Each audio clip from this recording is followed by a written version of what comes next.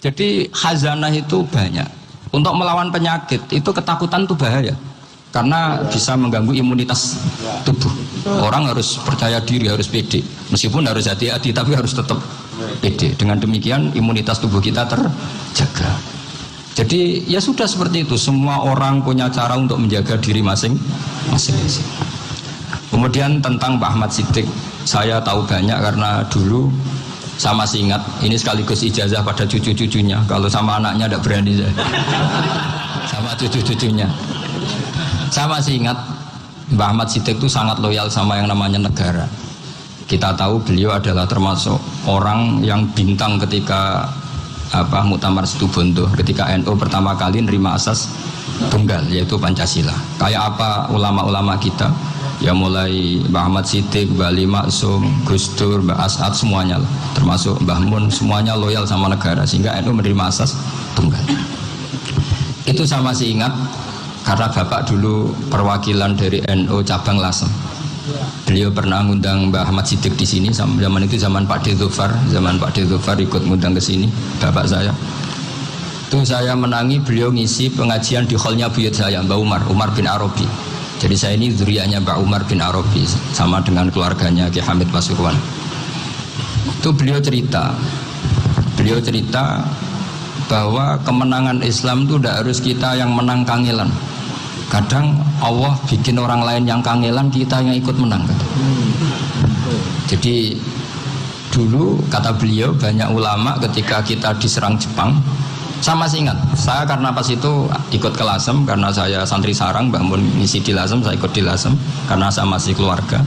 Itu ulama-ulama itu mimpi dibacakan ayat khulibatir rum fi adnal ardi wa hum min ba'di ghalabihim sayaghlibun fi bid'i sinin lillahil amru min qablu wa min ba'du wa yawma idzi yafrahul mu'minun.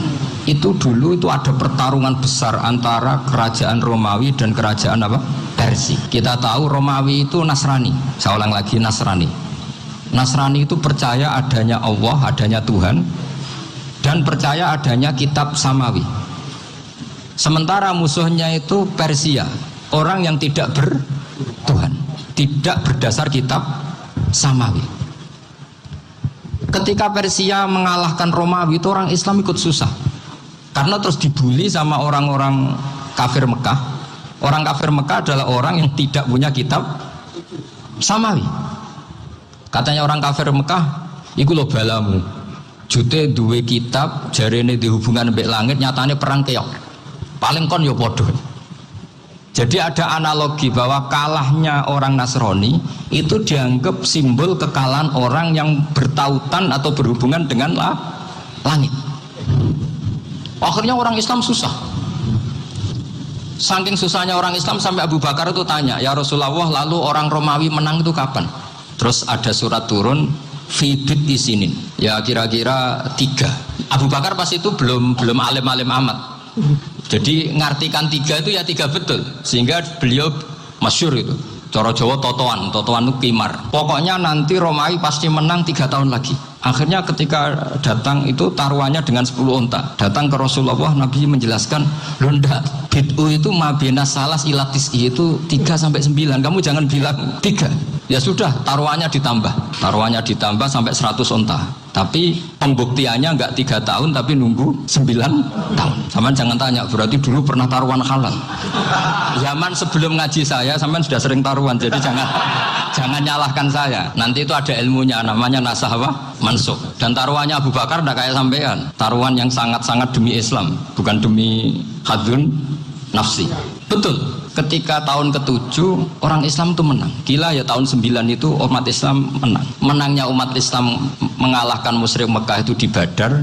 Romawi mengalahkan Persia. Gara-gara Romawi mengalahkan Persia itu cara berpikir orang itu rubah. Ternyata langit itu ada, kekuatan langit itu ada. Sehingga meskipun akhirnya orang Kristen bilang ada Trinitas, terus mereka keliru dalam mengartikan Isa, tapi ada sekian nabi yang mereka sebut dan mereka hormati. Ada sekian kesamaan.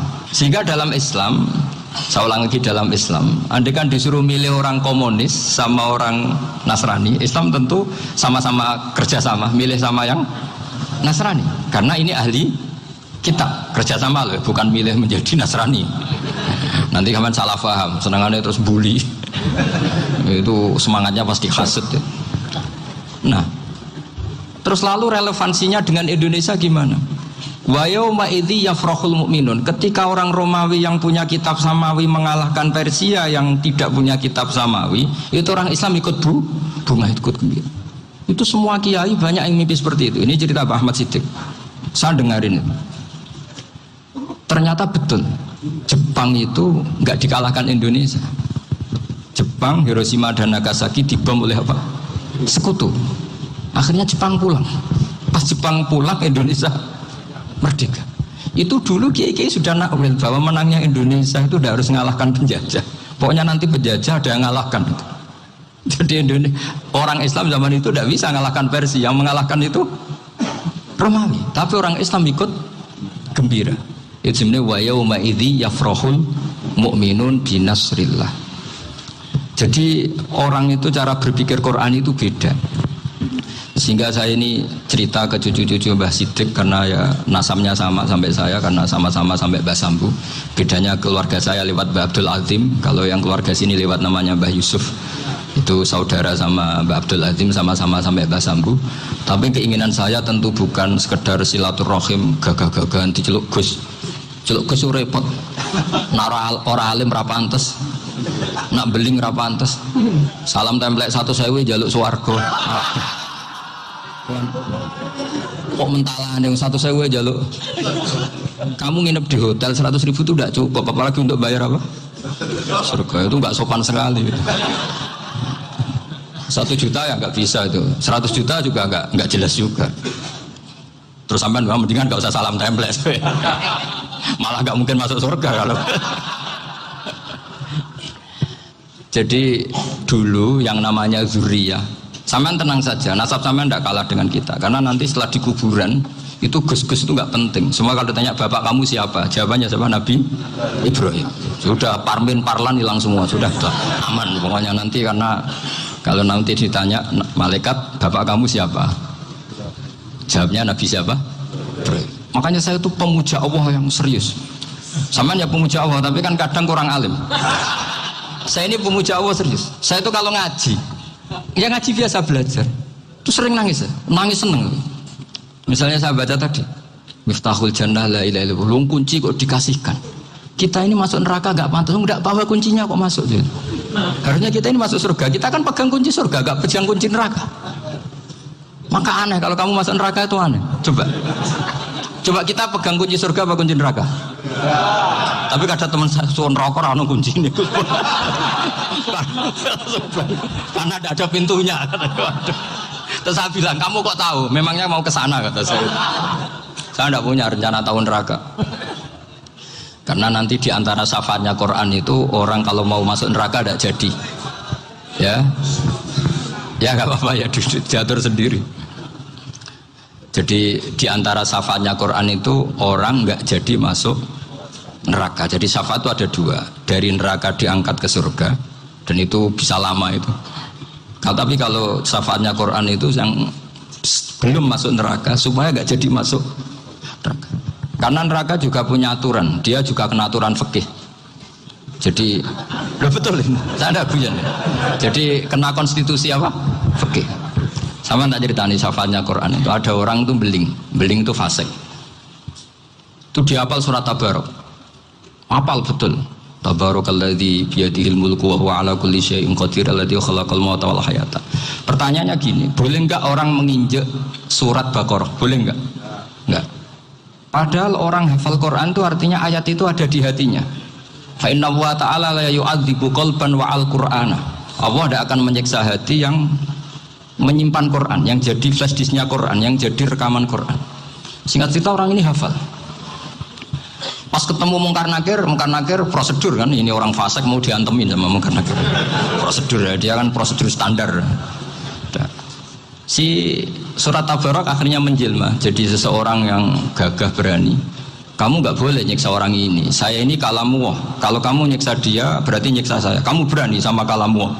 Wah ya tidak berani jadi Mungkar Nakir. Tapi orang itu nakal, harus saya gebukin. Tapi kata Quran tadi, tapi saya di situ pasti kena saya. Oh debat. Enggak ada lajnahnya, ini gak ikut. Kalau Gus Firjon ikut jadi lajnah. Kalau jadi lajnah pasti kroninan, kalau santrinya dimenangkan. Akhirnya debat. Ya sudah, kita ketemu Allah. Akhirnya Mungkar Nakir sama Quran tadi surat Tabarok datang sowan sama Allah. Terus kata Allah, memangnya kenapa Mungkar Nakir? Saya harus nyiksa dia karena dia fasik ya Allah. Memangnya kenapa surat Tabarok? Saya ada di situ. Menurut aturan orang tuh nggak boleh ijak-ijak Quran. Kalau dia nutuk saya, nutuk Quran, itu harus dikasih tahu fikihnya Mungkar Nakir. Akhirnya Allah ngendikan gini ke surat Tabarok, ya sudah terserah kamu. Kalau terserah pulau Gusti, Mungkar Nakir nggak boleh nyentuh orang ini. Ya sudah selamat. Sehingga terus itu sampai baca di termasuk mujizatnya surat Tabarok di tafsir Ibnu Katsir banyak.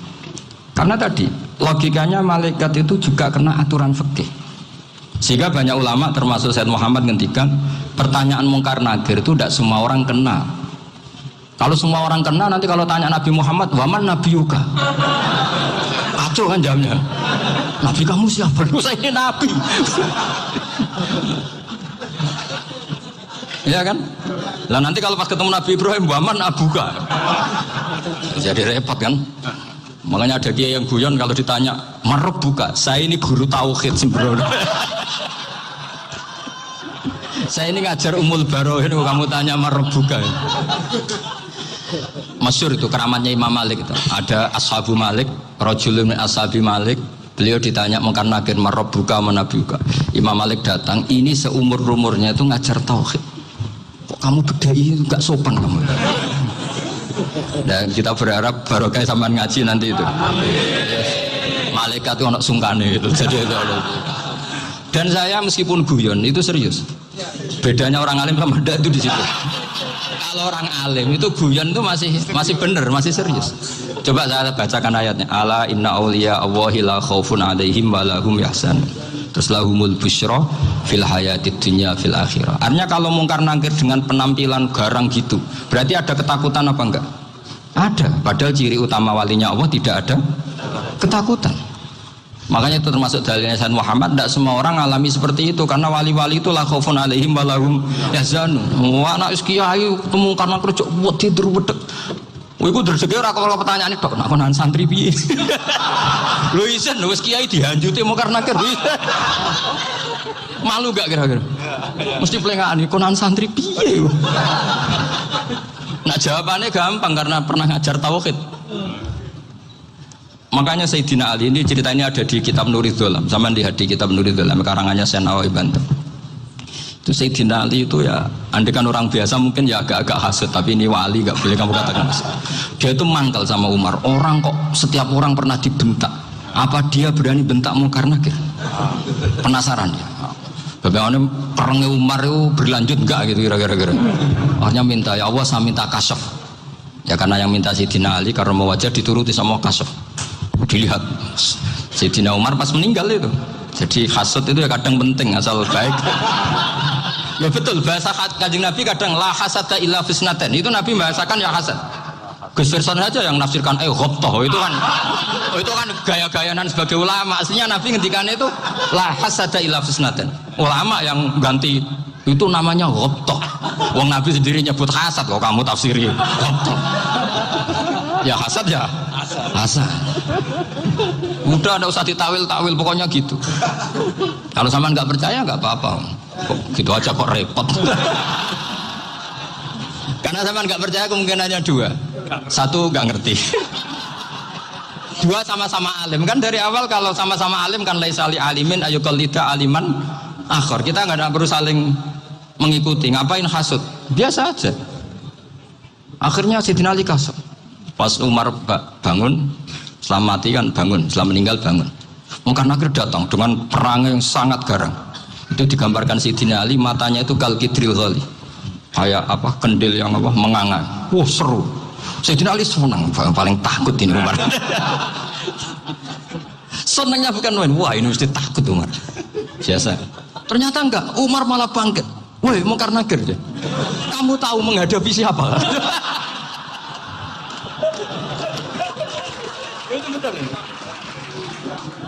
Kamu itu menghadapi temannya ahabbal khalqi ilallah. Yang diandalkan temannya bukan dia. Kamu tahu yang kamu hadapi, saya ini teman kekasihnya Allah. Jadi boleh kamu mengandalkan Mbak Virjon. Tapi nanti resikonya mungkar-nakir tanya, itu Virjon siapa? Wah itu masalah kan. Makanya syaratnya wali itu harus ma'rufun fis sama. Di langit sudah populer. Makanya dulu ada orang yang saking seninya Abdul Qadir ditanya apa saja jamnya Abdul Qadir Al-Jilani, itu aman karena beliau populer. Makanya program kita harus populer dulu di langit. Nah, itu nanti kalau dicatut oleh santri-santri nggak apa-apa. Kalau nggak populer nanti dicatat, itu siapa? Masalah ini. Umar itu yang dibanggakan itu, kamu tahu saya siapa? Ya enggak tahu. Saya ini temannya kekasihnya Allah. Temannya Muhammad, iya Muhammad Rasulullah. Mikir, waduh, repot. Loh di dunia aja gitu kan, temannya presiden, temannya panglima, apalagi ini temannya Sayyidul Awalin wal Akhirin. Di dunia aja bilang temannya presiden, menteri, orang sudah takut, apalagi ini temannya Sayyidul Awalin. Kayaknya mengkarnakir terus konfirmasi sama Allah, gimana ya Allah ini ngadepi. Sebetulnya diandalkan itu temannya, bukan dia. Wah, akhirnya sama Allah dibilang, ya bu, ya sama seorang seperti itu bu yang sopan. Terus semenjak itu mengkarnakir itu nggak selalu berpenampilan seperti itu sangat. Jadi semoga itu konsisten sampai nanti. Jadi kamu kalau ingin nggak takut mungkar-nakir jadi wali dulu. Karena syaratnya tadi hanya wali sing la khaufun alaihim wa lahum yahzanun lahumul busyra fil hayatid dunya fil akhirah. Jadi orang itu kalau ngaji itu harus khatam. Jangan semuanya kena pertanyaan. Dan kalau semuanya kena pertanyaan nanti repot. Kalau Nabi Muhammad ditanya waman Nabi juga. Nabimu siapa? Lu kan terus jadi aneh.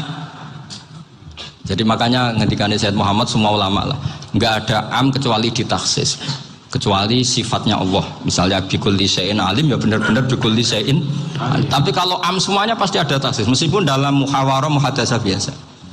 Misalnya contoh gampang, istri kamu baru seneng kamu, mas nak pengen apa-apa itu lapor aku, gak apa-apa mas, mesti aku seneng sama lapor. Iku dia pengen wayo, aku langsung jadi apa wae. Mesti apa wae, maksudnya kecuali itu. Gitu.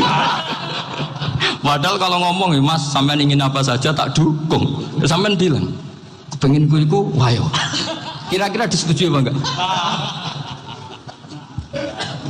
Sama seperti kita kalau punya teman akrab, wah senang omahku gak apa-apa, anggap ya omahmu dewe, terus mlebu-mlebu kamar. Jadi tidak ada am kecuali di taksis. Artinya kalau ada cerita bahwa orang mati pasti ngalami ditanya mungkar nakir, itu pasti ada am yang di taksis. Itu pasti tidak dialami para anbiya, para auliya. Karena ciri utama wali itu la khaufun alaihim walahum yahzanun. Kemudian saya yang mau cerita ya, supaya sampean bisa menghadapi dunia global ini, tak bawa tafsir Munir termasuk tadi.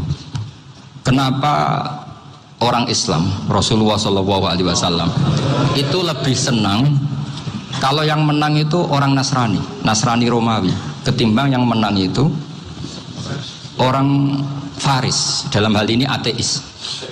Karena orang ateis itu lebih ngeri. Sebetulnya beberapa penemuan sains, terutama di ilmu medis itu orang Amerika, kayak cloning. Tapi orang Amerika itu masih dilarang oleh gereja untuk mengaplikasi. Karena nanti bayi cloning itu dipakai suku cadang.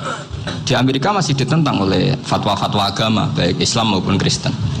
Tapi di Cina itu dipraktekkan, karena nggak ada halangan agama. Di Cina itu biasa ada kondom diolah lagi jadi alat-alat aksesoris. Di Amerika tidak ada karena masih ada agama, masih ada larangan. Sehingga orang Islam itu lebih takut kalau yang menang itu Persia, karena terus cara berpikir ternyata Tuhan itu tidak ada, langit nggak ada perannya. Jadi ketika yang menang Nasrani masih berpikir itu pertolongan Tuhan, meskipun mungkin cara mengatakan Tuhan beda dengan kita. Tapi ada satu kesamaan bahwa kekuatan samawi itu ada. Jadi disebut ghulibatir rum fi adnal ardi wa hum min ba'di ghalabihim sahlibun. Di sini diterangkan oleh Syekh Nawawi supaya kamu tidak salah paham. Sebetulnya kamu katakan misalnya wah itu paham liberal, sebenarnya saya tidak tersiksa. Cuma takut yang mengatakan seperti itu cek goblokir atau ngaji gitu. Itu aja masalah saya. Ini saya baca ini karangannya Syekh Nawawi karena tadi kata Mbak Firjon ngaji itu harus sama orang yang bersanad. Saya ini kalah sama beliau itu berkali-kali. Secara nasab saya harus manggil Mbah. Secara silsilah ilmu saya juga kalah lagi. Saya sering disewani sama cucu-cucu Syekhona Khalil. Kiai Siddiq itu termasuk murid dekat beliau Syekhona Khalil. Kalau itu berarti kan Gus Firjon, Ahmad, terus Mbah Siddiq. Mbah Siddiq ngaji Syekhona Khalil. Syekhona Khalil itu pernah ngaji langsung sama Sayyid Zaini Tahlan. Berarti beliau dari Sayyid Zaini Tahlan itu baru generasi kelima. Sementara saya itu sudah ketujuh atau keenam. Saya, Mbah Mun, Mbah Karim misalnya, Mbah Hashim, Mbah Mahfud Termas, Sayyid Abi Bakar Sato yang ngarangnya Anatul Talibin, baru Sayyid Zaini Tahlan. Berarti saya ketujuh, kalah lagi. Tapi untuk jadi wali biasanya cepat saya. Karena syaratnya jadi mbah itu ngalah demi putu. Jadi kalau beliau ngotot, saya dulu Gusti, saya mbahnya. Wah itu mbah yang nggak baik. Pasti jatahnya dikasihkan apa? Cucunya dulu. Makanya Abdul Muthalib itu orang yang dapat wangsit, tapi yang jadi nabi itu cucunya. Jadi dalil saya banyak. Sebenarnya Abdul Muthalib itu sudah sering dapat wangsit. Karena saya bahasakan wahyu, Nabi yang protes, enggak Nabi kok dapat wahyu. Tapi sebetulnya Abdul Muthalib itu masyhur itu. Kalimat-kalimatnya menunjukkan bahwa beliau itu sudah dapat wahyu kalau nanti cucunya itu jadi apa? Nabi. Makanya senangnya bukan main Abdul Muthalib sama Rasulullah. Putu seneng, mbah seneng putu. Jadi mungkin, jadi sama nggak usah protes loh. Yang jadi wali kok cucunya. Dulu betul. Dulu Mbah Hamid Pasuruan itu kalau Mbah Ahmad Siddiq ke sana, Mbah Hamid Pasuruan kalau manggil Mbah Ahmad Siddiq itu paman. Tapi pamannya minta ijazah ke ponaan. Apa ya gara-gara itu memang. Kalau itu masih berlaku apa? Ngalah tadi. Kayaknya masih apa? Hawannya masih gitu. Hawannya masih. Karena melihat tren-tren langit masih gitu kayaknya masih itu. Ya, tapi banyak tetap dapat jatah, tenang saja nanti. Tapi memang sebaiknya mbah itu legowo. Rasulullah Muhammad SAW itu terkenal min dzurriyyati Ibrahim. Tapi kata Rasulullah, ana dakwatu Ibrahim wa bisyaratu Isa. Aku nganti ngene iki barokah dongane Nabi siapa? Ibrahim. Jadi dongane Nabi Ibrahim ya tiba teng putu. Jadi banyak bukti bahwa jatuhnya aku putu gitu. Tadi saya di kamar sama beliau berduaan. Nih Mbah sing dadi wali di sini, aku webang. Cocokan tadi. Nah kenapa saya akhir-akhir ini gulirkan daftar wali? Kenapa? Saya ini resah ya, orang sudah ingin dicintai pejabat, dicintai tetangga, dicintai teman. Tapi kadang-kadang orang lupa lagi dicintai Allah. Makanya saya meskipun guyon, tapi ini amdan, bukan sahwan. Supaya orang punya cita-cita lagi jadi wali, ingin dicintai Allah. Kita ini terlalu lama ingin dicintai makhluk. Boyau naik kelas sedikit lah. Ingin dicintai Allah Subhanahu wa Ta'ala. Meskipun saya guyon, tapi tadi guyon saya tuh lebih serius ketimbang serius Anda. Karena tak pikir saya tuh kalau pergi itu seneng ngebis, bukan karena saya tidak punya mobil, tapi saya sering mau butuh itu supaya nggak diganggu. Karena saya tuh harus punya waktu sendiri. Kalau bis kan ketemu orang nggak kenal, tapi sekarang ya agak susah, banyak yang kenal. Dan susahnya lagi nggak minta ijazah, minta foto. Repot tuh. Mau dibenci itu umatnya Rasulullah Shallallahu Alaihi Wasallam. Mau disetujui itu sanatnya mana? Kalau ketemu orang alim minta apa? Foto. Itu nggak ada sanatnya. Nggak tahu saya itu mazhab dari mana itu. Ya mazhab milenial yang jelas itu kan. Ini tak baca ya biar dapat. Karena ini kenangan saya sama Mbak Ahmad Siddiq. Saya masih ingat betul beliau ngisi khalnya Mbak Abdullah bin Umar, berarti abahnya Mbak Hamid. Karena mbah saya itu Fatimah binti Khalid bin Umar. Kalau Mbak Hamid itu Hamid bin Abdullah bin Umar. Itu saya masih ingat betul zaman itu Mbah Hamid siap khol di Lasem itu rawuh dan saya derek mbah saya karena masih misanan datang ke Lasem. Itu beliau pas itu ngisi sama Mbah Mun. Mbah Mun masih muda, Ki Ahmad Siddiq sepuh senior. Itu beliau cerita bahwa dulu ketika Indonesia dijajah Jepang itu para kiai mimpi dibacakan ayat Khulifatir Rum fi adnal ardi wa hum min ba'di ghalabihim salim. Terus ada kiai yang tanya, takwilannya gimana? Ya nanti Jepang pulang bukan karena kita yang mengalahkan, tapi Jepang ada yang mengalahkan sendiri meskipun tidak kita.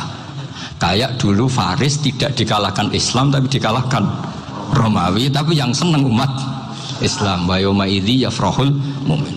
Itu luar biasa ulama-ulama kita. Delalah kejadiannya Indonesia seperti itu.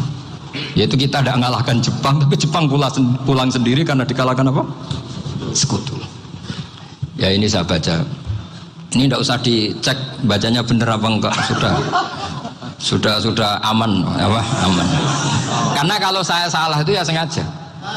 Artinya ya sengaja saja. Ya biasa maksudnya.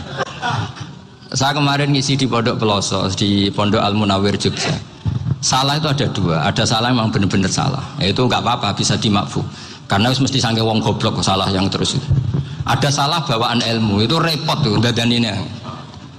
Karena misalnya kita yang biasa belajar qiraat sabah wayah sibuhu, mesti diulang lagi wayah sabuhu. Karena qiraatnya Imam Asim itu hasibah yah sabu bifathis sin. Sementara kita kalau ngaji kitab kulino yah sibuh.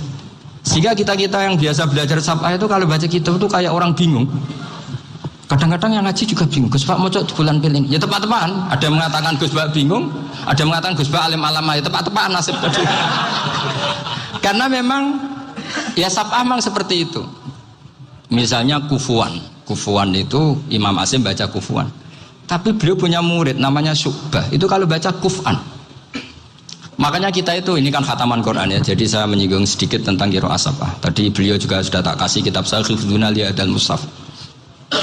Sama tak ajari latihan sabah, memang angel ya. Makanya yang nggak bisa itu wong pinter. Sudah tahu angel ya nggak usah diteruskan kan. Orang menghindari barang angel itu pinter apa goblok? Pinter. Berarti wong goblok pinter. Saya tuh makanya sama orang goblok tuh respect. Jadi orang alim tuh angel apa gampang? Angel. Menghindari barang angel pinter apa goblok? Loh, orang menghindari barang angel pinter apa goblok? Pinter. Berarti wong goblok pinter. Jadi saya sama orang-orang goblok itu respect. Sudah tahu jadi orang alim angel, ya barang angel ya harus dihindari. Makanya saya ini insya Allah umatnya Nabi yang termasuk yang terbaik. Amin. Karena mencintai umatnya Nabi termasuk yang goblok. Waduh. Itu tidak gampang itu. Karena tadi sudah tahu ya. Seperti itu loh orang naik panjat pinang. Itu yang naik karena ingin hadiah. Yang nonton sudah tahu, wah licin kok dinaikin mau keplotok ya. Tapi orang sepakat yang nonton juga pinter karena sudah tahu ribet kok. Tukun yang pasar gak kena lah apa mainnya. Sama juga gitu. Ngalim tafsir angel, ngalim fikih angel. Nanti akarek ngaji ngerekam kan gampang. Itu pinter apa goblok? Pinter. Makanya kalau ini mau burohno ngono tok. Saya tadi dinasihati Mbak Virjon, moga-moga hati saya selamat. Saya itu meskipun kata orang banyak, muhibbin saya banyak, tapi saya insya Allah tidak riya. Saya itu pakai kitab namanya Tasfidul Fuad, itu karangannya Said Abdul Al-Haddad. Ketika beliau punya muhibbin banyak ditanya, bagaimana ya Habib Anda menjaga hati Anda? Jamnya Said Abdul Al-Haddad itu nih, innama azzamu Allah. Mereka itu sebenarnya menghormati Allah, cuma butuh sarana, dan itu saya. Jadi saya tahu sampean semua itu mencintai Quran, mencintai sunnah Rasul, mencintai hadis-hadis Rasul. Cuma sampean kan karena nggak paham, terus manfaatkan saya. Jadi sebenarnya saya ini korban. Korban. Jadi saya mau riak gimana? Korban kok mau. Bangganya di mana tuh?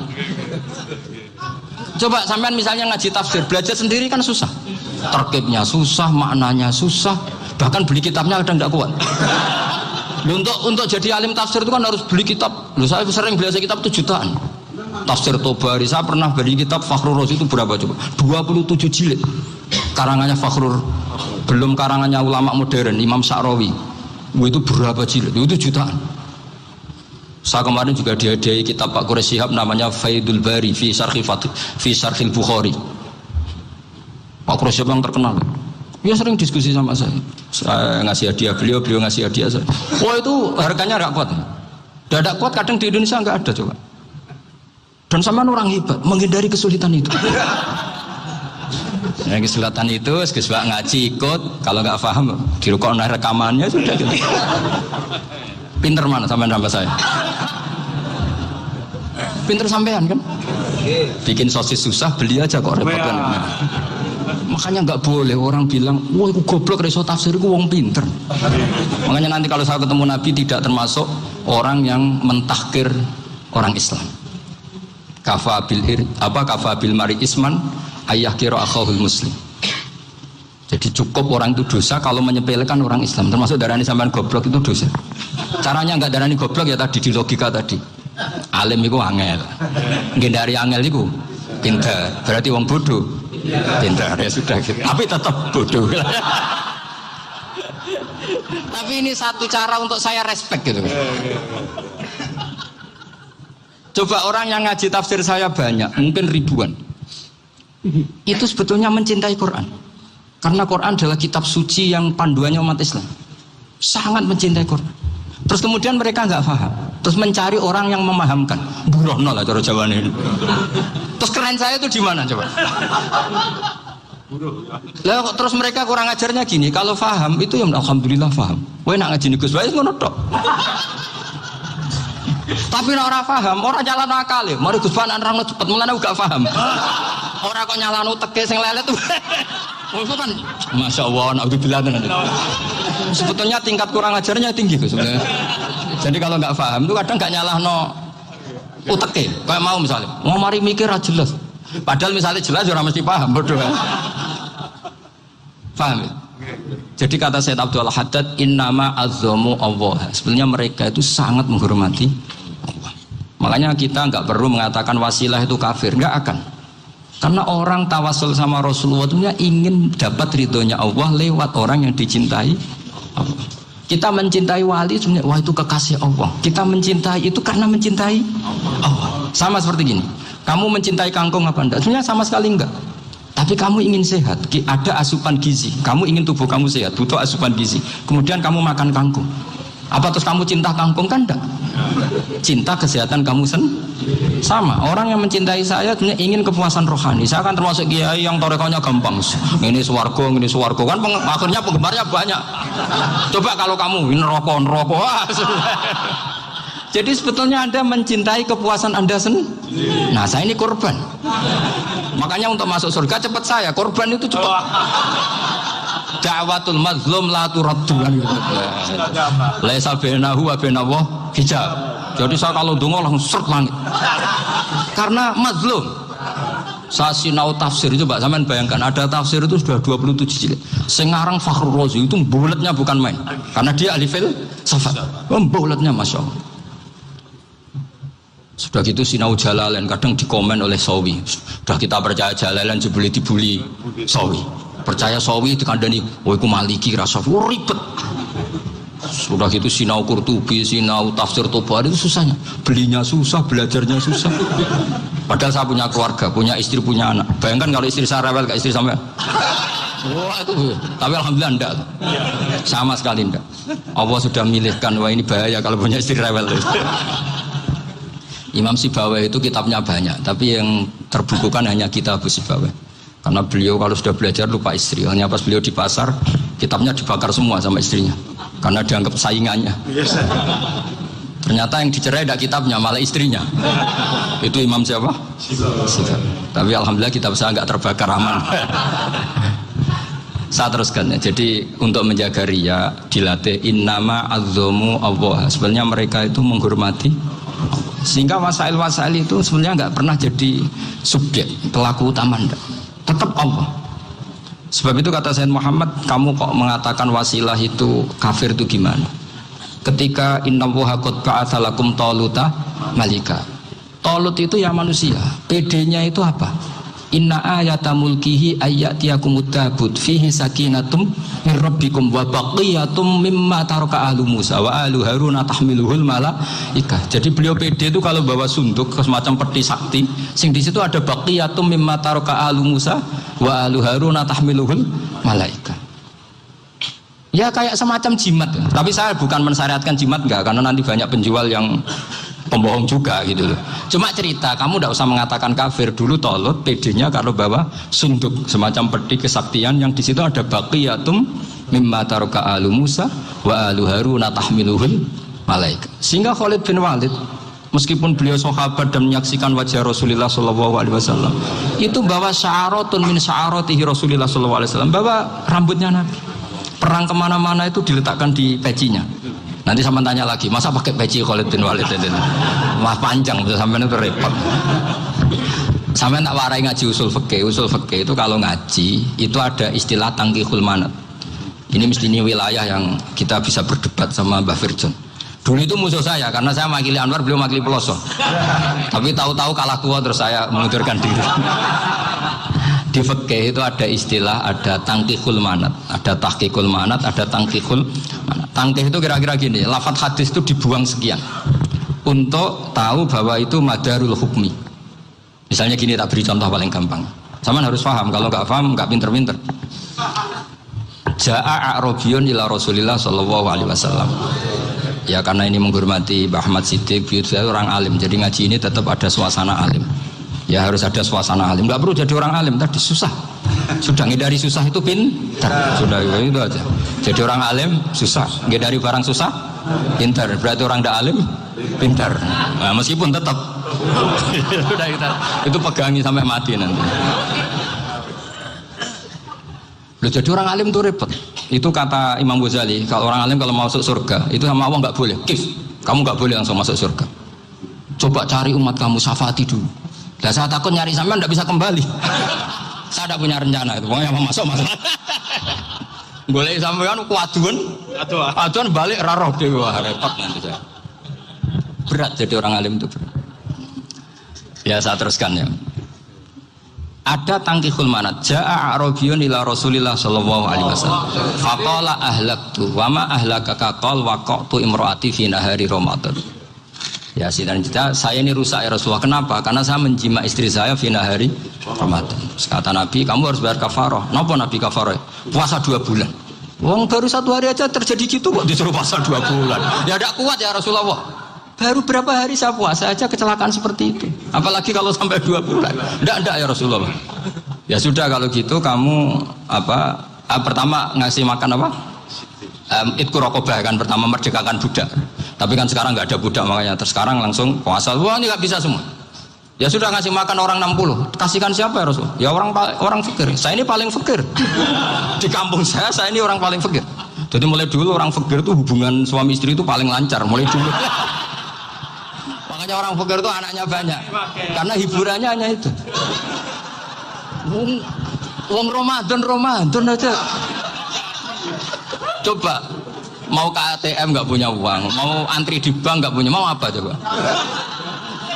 Itu mulai dulu. Ini sanatnya mutasil. Wah, akhirnya sudah sanksinya kan tadi ya, itqu raqabah atau puasa 2 bulan berturut-turut atau ngasih makan 60 orang miskin. Lalu kata ahli usul fikih, kata Arabi dibuang, nggak menjadi catatan hukum.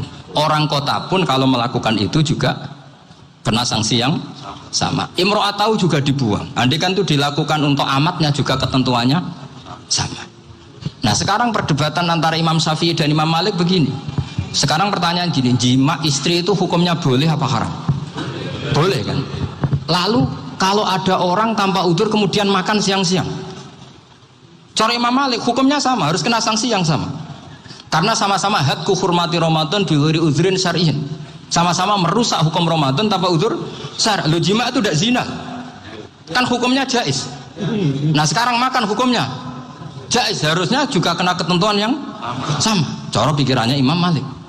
Nah, alhamdulillah Imam Syafi'i gak setuju. Wah, cara setuju repot. Bahkan orang-orang Syafi'i sudah punya khilaf, kalau gitu minum dulu. Iya, biar iftarnya pakai minum. Setelah minum baru jima kan. Ya. Ini sudah menyiapkan khilafnya. Ini khas Syafi'i ini, bongsong rekayasa hukum. Nanti bisa belajar jauh cara ngakali hukum. Makanya guyonan yang masyhur Gus Dur itu gitu. Ada seorang kiai atau Gus lah, ya punya salah, namanya manusia kan punya salah, entah cangkruk entah apa, pokoknya punya salah.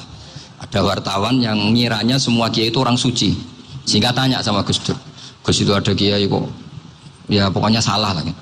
Tapi jangan bayangkan dosa besar, enggak, kecil-kecil aja. Itu gimana itu? Padahal kiai kan orang suci. Jawabnya Gus Dur lucu. Ya justru yang boleh salah itu para kiai. Kalau kamu nggak boleh. Kok bisa Gus? Karena mereka tahu caranya tobat. Repot.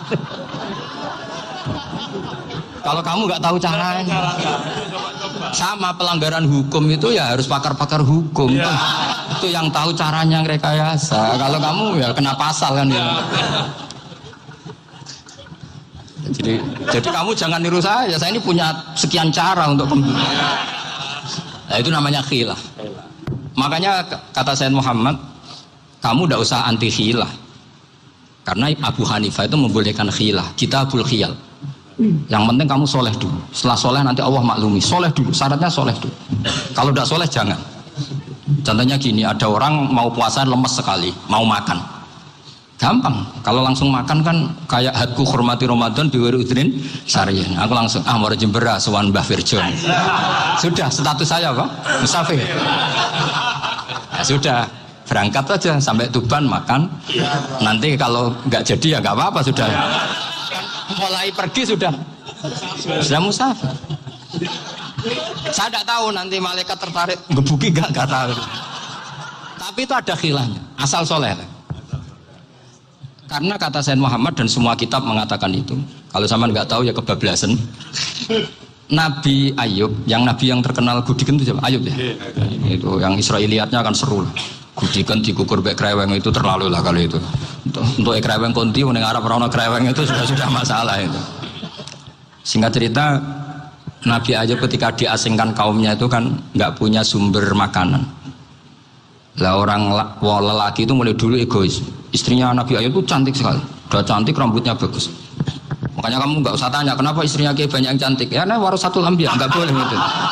Kalau nggak cantik ya warasatul anbiya dari segi balak. Istrinya Nabi itu semuanya cantik. Nggak usah tanya sebabnya apa, pokoknya gitu, semuanya cantik. Singkat cerita, beberapa kali istrinya Nabi Ayub itu kerja demi bisa nafkahi Nabi siapa? Suatu saat itu tidak ada pekerjaan yang cukup untuk beli roti. Satu-satunya peluang dapat rezeki itu putrinya raja itu rambutnya berondolin. Terus ada sayembara siapa yang rambutnya bagus mau dibeli. Sampai rambutnya istrinya Nabi Ayub itu dijual. Nabi Ayub tersinggung karena itu mengurangi kecantikan. Jadi lelaki mulai dulu gitu. Udah nggak urun kalau istrinya nggak cantik itu komplain. Itu khasnya lelaki. Jadi kalau kamu gitu ada sanadnya juga, tenang saja ya. Komplain ya pegawaian itu. Saking mangkalnya Nabi Ayub terus ngendikan la adriban naki mi'ata sautin. Kamu akan saya pukuli dengan mi'ata sautin atau dengan 100 cambukan. Atau mi'ata dikhtin atau mi'ata apalah sesuai konteks zaman itu. Enggak namun pecut tuku konti kok ribet lagi. Singkat cerita akhirnya ketahuan bahwa istrinya menjual itu demi Nabi Ayub. Allah nggak ridho kalau kekasihnya yaitu istrinya Nabi Ayub wis perjuangan kayak gitu malah kena hukuman. Tapi Allah juga nggak ingin kekasihnya yang bernama Ayub melanggar sumpah. Padahal beliau sudah sumpah wallahi demi Allah nanti tak pukul dengan 100 kali. 100 kali dengan lidi lah misalnya, contoh yang gampang tuh lidi. Akhirnya sama Allah dikasih satu solusi. Wa khud biyadika dikhtan fadrib bihi wala tahnas. Ya sudah, lidi itu ikat jumlahnya 100. Terus pukul sekali saja. Anggap saja sudah 100. Iku pangeran sing wari ngakali ngono iku pangeran. Tapi syaratnya soleh. Syaratnya soleh. Jadi kalau kamu anti khilaf berarti anti ajarannya Allah di ayat itu. Wa khud biyadika dikhtan fadrib bihi wala tahnas. Itu dulu ada, ini cerita di Ithaf, ini cerita terakhir, ini sudah sama jangan nama sudah. Terus pengumuman tadi yang nggak pernah sepuh ngutang saya itu haram tadi. Karena tadi saya punya kewajiban di rumah yang bisa menggugurkan ya kewajiban yang lebih besar. Lebih besar itu ya tadi bisa pernah guru, pernah sepuh, yang jelas nggak umur sampean menang kabeh tuh, tua serepot itu. Ada raja itu ganteng kaya, senengannya nikah perawan cantik. Itu semua kampung mesti kenal. Mungkin digilir atau gimana pokoknya. Suatu saat ada pemuda suka sama perempuan yang di kampungnya, cantik sekali. Kemudian pemuda ini ternyata pekerja di kerajaan itu. Tiap hari ditanya, Oh itu yang di kamu yang cantik siapa? Mau saya nikahin gini. Wah bahaya ini saingannya raja. Jadi yang dibidik pemuda tadi itu saingannya raja. Si raja ini orang yang namanya raja kan gengsinya tinggi. Kaifa tankihuha wa qad ra'aitu qad qabbalaha rajulun.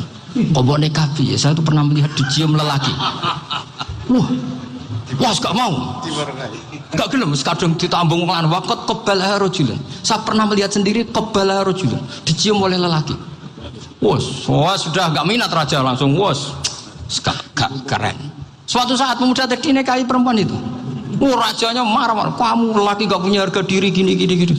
Gak punya selera, gak punya harga diri, sudah pernah dicium orang kok tetap dinikah. Terus bilang ke raja, takrif manir rojul, lelaki itu siapa? Abuha. Kamu tahu lelaki itu siapa? Sopo? Abuha. Bapaknya. Saya kan hanya bilang rojul.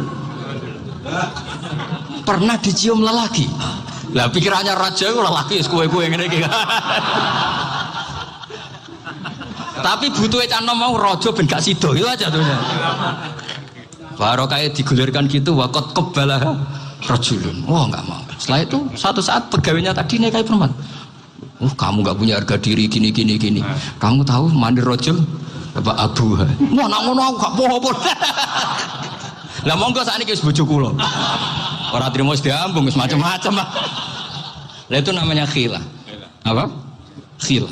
Kalau di Balawa disebut tauriyah atau apa. Tapi saya tidak ngajari sampean seperti itu. Sudah pinter sebelum saya ajarin. Bongso ngakali kan sudah pinter. Ya ini terakhir tak baca Arabnya saja nanti. Bismillahirrahmanirrahim. Biar dapat barokahnya Syekh Nawawi juga barokahnya guru-guru. Bismillahirrahmanirrahim. Wasababu nuzuli hadil ayati annahu kana baina farisa war rumi qitalun wa kana al musyrikuna yawadduna antaghliba farisu ar-ruma. Li anna farisa kanu majusiyan ummiyin wal muslimuna yawadduna ghalabatar rum ala faris liqaunihim ahla kitabin. Jadi zaman dulu orang Islam lebih senang kalau yang menang itu orang Nasrani. Kalau bandingannya ateis. Karena bagaimanapun percaya kekuatan langit. Sementara orang ateis sama sekali tidak percaya kekuatan. Apapun bedanya kita dengan Nasrani itu ada kesamaan, yaitu percaya adanya kekuatan langit. Sehingga ketika orang Romawi kalah itu orang Islam ikut susah. Paham ya? Makanya ini tak baca biar sampean enggak macam-macam pikirannya. Fab'atha Kisra saat terusnya, ya pokoknya seperti itu. Akhirnya Rasulullah SAW berdoa lebih senang yang menang itu Rom karena ahli kitab. Artinya apa? Kemenangan ahli kitab adalah kemenangan makhluk atau hamba Allah yang mentautkan kekuatan kita di bumi dengan kekuatan langit. Makanya saya berharap selain kita ikhtiar medis, kita harus memperbanyak istighfar. Bagaimanapun semua itu dari Allah Subhanahu wa ta'ala. Kita menghormati negara dengan ikhtiarnya, tapi saya mohon sekali kita juga istighfar, karena semua itu juga ditentukan oleh Allah, oleh langit.